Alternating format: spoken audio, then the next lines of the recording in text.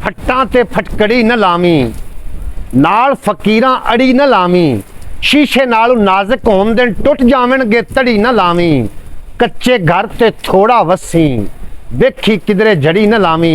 अस्सलाम वालेकुम सज्जनों, बेरियो मित्रों, की हाल चाल है? मैं तुहाडा दोस्त मोहम्मद रिखीज़र ते तुसीं वेखदे पिओ अपना चैनल पंजाबी वसेब।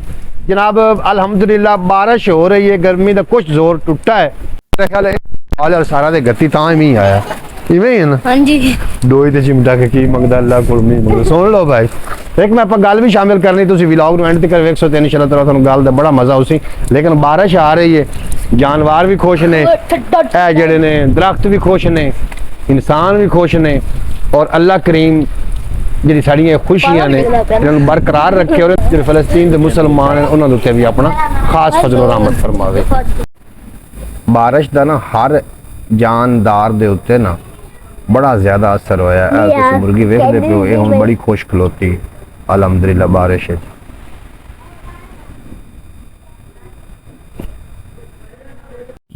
अल्हम्दुलिल्लाह बारिश हुई है, कुछ गर्मी का जोर खत्म होया है।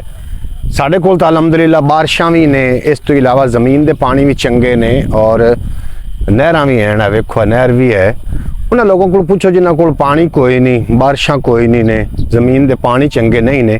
मैं गल शुरू इत्थे थोड़े नाल शेयर करनी, तुसीं गल नूं एंड तक वेखना, तुहानूं गल बड़ा ज़्यादा मज़ा देसी। कि थल के इलाके दे विच, किते रेगिस्तान के इलाकों में जो पानी ना मिले उत्थे सीधी मौत होंदी है। उत्थों तो कोई रैशी आ जो दूरों पानी लैके आते हैं तो पानी की उन्होंने नज़र बड़ी अहमियत आई।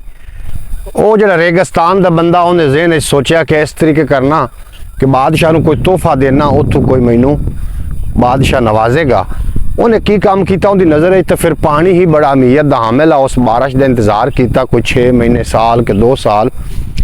उस तो बाद बारिश का मौसम बनया, उन्हें कपड़ा तान के ना थले सोटियां ला के थले घड़ा रखा। बारिश आई, कपड़े च बारिश आई, फिर कपड़े का जो पानी इकट्ठा होकर उस गड़े च गया, उन्हें घड़ा भरिया, उन्हें जनाब अपने सिर ते रखा तो बादशाह दी दरबार दे अंदर टुर पिया। उन्होंने कोई 6 महीने का, 2 महीने का, 4 महीने का, 5 महीने का कोई उन्होंने मुसाफत पई।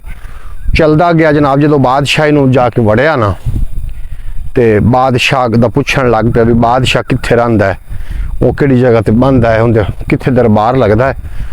उन्होंने फिर उतो कुछ लोगों ने दसिया भी बादशाह तो सैर वास्ते गया होया समुंदर ते। उन्होंने सैराह का बंदा उनकी बला जाने कि समुंदर किनू आंदे न। वो भी बादशाह के मगर मगर टुर पिया। जो उत्थे पहुंचा ना तो की वेखदा कि बड़ा वड्डा पानी है, वो अंदर एक बेड़ी है, बेड़ी दे विच बादशाह बैठा होया। वो दिल बड़ा टुटा, इतनी उन्हें सफ़र भी किया, उस यार बड़ी मेहनत की, लेकिन उन्हें मेरे घड़े पानी की केड़ी जरूरत है, ये तो एडे वड्डे पानी है।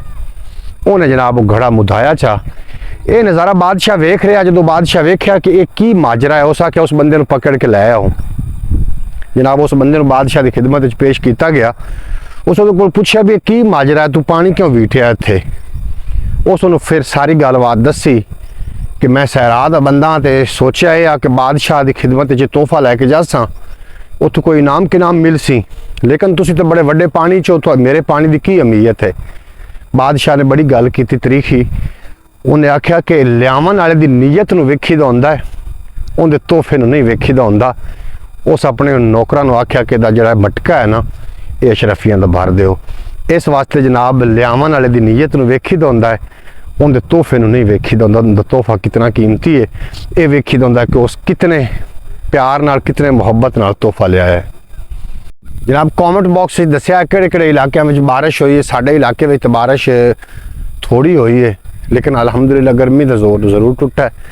जनाब उम्मीद करना कि तुहानूं व्लॉग चंगा लगा होगा। अगर व्लॉग चंगा लगा हो, चैनल नूं सबसक्राइब करके बैल नोटिफिकेशन प्रेस करना, ताकि मुस्तकबिल अपलोड होने वाली सारियां वीडियो तुहाडे तक बर वक्त पहुँचदियां रहन। इजाज़त दिओ, मिलते हैं कल के व्लॉग। तुहाडे ते मेरा रब रखा। पाकिस्तान जिंदाबाद।